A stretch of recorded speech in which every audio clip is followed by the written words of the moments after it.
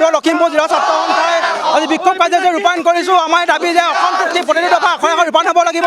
অসমৰ পৰা মৌলবাদী পুলিয়া পোখাই উৎখাত হ'ব লাগিব আৰু অসমৰ পৰা কাৰ পৰা অসমক আওতাত ৰাখিব লাগিব। আৰু বিপ্লৱ শৰ্মাৰ অসম চুক্তি 6 নং দফা বিপ্লৱ শৰ্মাৰ যি প্ৰতিবেদন, সেই প্ৰতিবেদন আমি আখৰে আখৰে ৰূপায়ণ হ'ব লাগিব। তাৰ লগতে যি ইলিগেশ্যন বাংলাদেশী আছে 2025 নিৰ্দেশাৱলী অসমৰ পৰা আওতাত ৰাখিব লাগিব। আমাৰ স্পষ্ট কথা। আৰু সদৌ অসম ছাত্ৰ সন্থাই আমি কেইবাটাও দফা লৈ আমি কাৰ্যসূচী ৰূপায়ণ কৰি আছোঁ। আমি ইয়াৰ আগত অন্বেষণ কাৰ্যসূচী ৰূপায়ণ কৰিছিলোঁ, আজি বিক্ষোভ কাৰ্যসূচী ৰূপায়ণ কৰিছোঁ। অতি সোনকালে অসম চৰকাৰে ভাৰত চৰকাৰৰ সৈতে আলোচনা কৰি অসম চুক্তি আখৰে আখৰে ৰূপায়ণৰ ক্ষেত্ৰত ব্যৱস্থা গ্ৰহণ কৰিব লাগে। ইয়াৰ সমান্তৰালকৈ আমি দাবী জনাব বিচাৰিছোঁ, অসম বাংলাদেশ অৰ্থাৎ ভাৰত আৰু বাংলাদেশৰ মাজত যি সীমান্ত আছে, এই উন্মুক্ত সীমান্ত অতি সোনকালে চিল কৰিব লাগে। আৰু অবৈধ বাংলাদেশী যেতিয়াই সন্দেহযুক্ত নাগৰিক দেখা পাব তেতিয়াই শ্বুট এণ্ড চাইট অৰ্ডাৰ দিব লাগে। দেখা মাত্ৰকে গুলীয়াৰ নিৰ্দেশ দিয়াৰ আমি দাবী জনাইছোঁ। সমান্তৰালকৈ যিটো নতুনকৈ ইমিগ্ৰেশ্যন এণ্ড ফৰেইনাৰ্ছ এক্সেম্পশ্যন অৰ্ডাৰ যিটো 2025 জাৰি কৰা হৈছে, অৰ্ডাৰটো যিটো জাৰি কৰিছে আমি কোনো কাৰণত মানি নলওঁ বুলি আমি স্পষ্ট ৰূপত কৈছোঁ।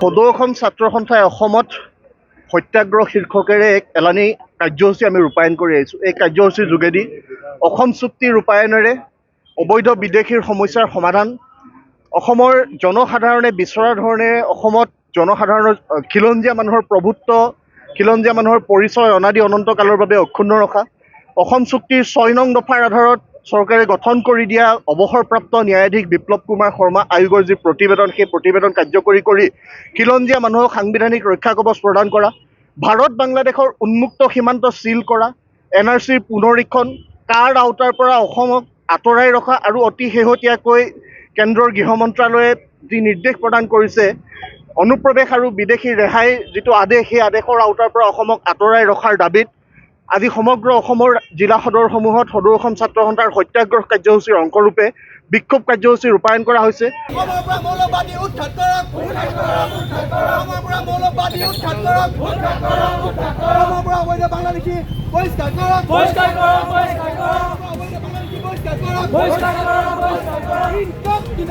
অবৈধ বাংলাদেশী বহিষ্কাৰ কৰক, অবৈধ বাংলাদেশী বহিষ্কাৰ কৰক, মৌলবাদী শক্তি উৎখাত কৰক।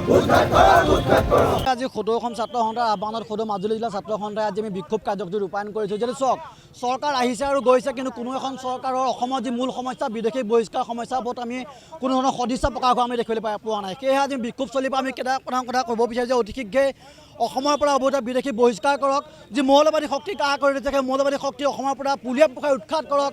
উন্মুক্ত হৈ থকা ভাৰত বাংলাদেশ সীমান্ত চিল কৰক আৰু সীমান্তত অবৈধ বিদেশী দেখা মাত্ৰকে গুলীয়া নিৰ্দেশনা জাৰি কৰিব লাগে। যিহেতু চাওক, অসমত আজি যিদৰে অসমত বিদেশী সমস্যা বাঢ়ি গৈছে, বেলেগ আমি ওচৰৰ ৰাজ্যসমূহত কিন্তু সেইদৰে আমি বিদেশী অহা যোৱা কৰা আমি দেখিবলৈ পোৱা নাই। যিহেতু অসমক কাৰ আওতাৰ পৰা সম্পূৰ্ণভাৱে বাহিৰত ৰাখিব লাগিব। যিহেতু অসমখন বিদেশী কোনো বহিৰাগতৰ চৰণীয়া পথাৰ নহয়, অসমখন বিদেশীৰ ডাষ্টবিন নহয়, ইয়াত বিদেশীক পাৰ পানী খেলিব দিয়া নহ'ব, এইটো স্পষ্ট কথা। সেই অতি শীঘ্ৰে অসম চুক্তিৰ আধাৰত অসমৰ পৰা বিদেশী চিনাক্তকৰণ হ'ব লাগিব আৰু অতি শীঘ্ৰে যিবোৰ মৌলবাদী শক্তি গা কৰি থাকে, মৌলবাদী শক্তি অসমৰ পৰা পুলিয়া পোখাই উৎখাত কৰিবলৈ আমি দাবী জনাইছোঁ।